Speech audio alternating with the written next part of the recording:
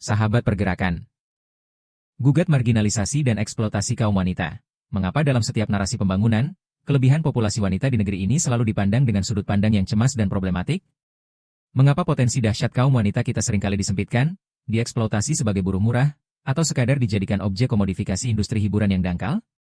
Jawabannya tragis, karena kita sedang dipimpin oleh tatanan yang buta strategi hulu. Kita membiarkan separuh energi bangsa ini padam, terperangkap dalam kemiskinan struktural, dan dijauhkan dari panggung pengambilan kebijakan strategis negara. Ini adalah pemborosan peradaban yang sangat zalim. Apakah pergerakan Indonesia Madani akan membiarkan ketimpangan watak ini berlanjut? Tidak. Hari ini, PI menggebrak dengan visi revolusioner, optimasi demografi gender Madani. Gagasan brain power dan restorasi sosial makro, PI melangkah dengan cetak biru yang jernih.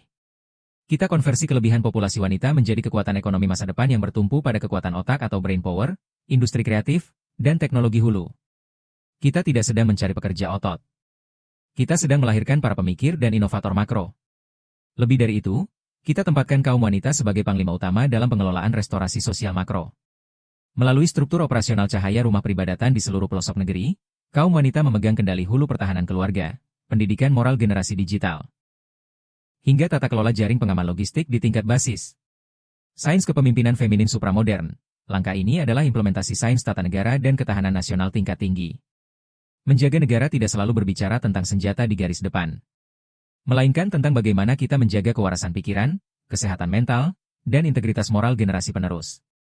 Ketika jaringan rumah ibadah diaktifkan dan dipimpin oleh manajerial kaum wanita yang cerdas, akuntabel, dan penuh empati, maka kerentanan sosial seperti judi online, narkoba, dan dekadensi moral di tingkat desa akan hancur lebur.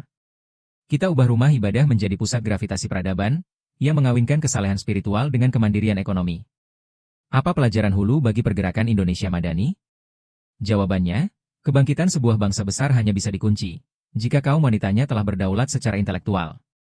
Visi optimasi gender ini mengajarkan PIM pilar kepemimpinan teruji dan pemberdayaan sosial. Kader PIM dilarang keras berjiwa kerdil, yang mendomestikasi peran wanita secara paksa. Kita harus turun ke lapangan. Mendirikan sekolah-sekolah digital dan inkubator kreatif khusus wanita di bawah naungan rumah ibadah lingkungan kita. Kita siapkan para Srikandi Madani yang mahir, mengelola aset finansial rakyat secara bersih, transparan, dan anti korupsi. PIM harus menjadi pelopor yang mendudukan wanita di singgasana kehormatan peradaban. Nyalakan cahaya brain power, tegakkan restorasi sosial dari rumah peribadatan. Pantun.